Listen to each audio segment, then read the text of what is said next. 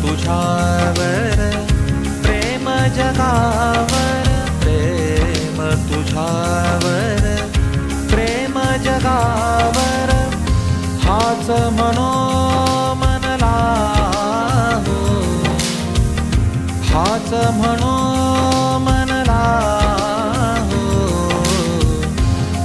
पद छंद निरंतर राहो पद छंद निरंतर राहो. प्रभू येशू ख्रिस्ताच्या सर्वश्रेष्ठ नामात आपणांचं अभिवादन.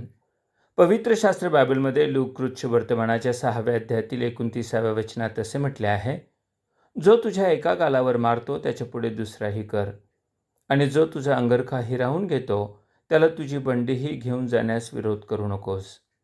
जो तुझ्या एका गालावर मारतो त्याच्या पुढे दुसराही कर. महात्मा गांधींनी देखील प्रभू येशू ख्रिस्ताच्या या तत्वाचा विशेष पुरस्कार केला. जीवाबद्दल जीव व ठोशाबद्दल ठोसा असा नियम असताना प्रभूने नवीन नियम शिकवला. खरे तर एखाद्या व्यक्तीला पोटात, पाठीत अथवा शरीरावर कोठेही गुद्दे मारणे किंवा काठी लाठीने मारणे हानिकारकच असते, परंतु एखाद्याच्या गालावर चपराक मारणे अत्यंत अपमानकारक असते. अरेला कार्य करणाऱ्या या जमान्यात हे शक्य आहे का? प्रभूने हे केवळ सांगितलेच नाही तर करूनही दाखविले. प्रभू येशू ख्रिस्त मानवाच्या पापांसाठी प्रायश्चित्त करीत असता त्याचा अतोनात छळ करण्यात आला.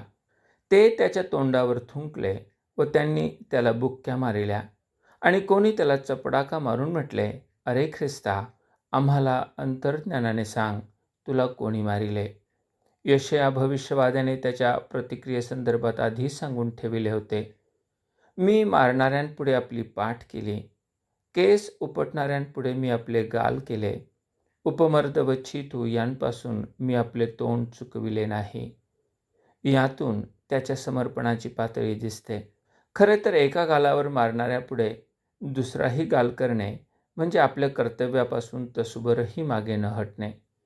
त्याने रक्ताचा शेवटचा थेंब पडेपर्यंत व शेवटचा श्वास घेईपर्यंत माघार न घेता परिपूर्ण अर्पण केले.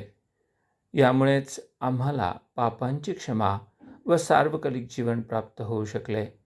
ख्रिस्ताच्या संपूर्ण समर्पण व परिपूर्ण अर्पणाचे महत्त्व समजून त्याच्यावर विश्वास ठेवण्यास परमेश्वर आपणास सहाय्य करो. धन्यवाद.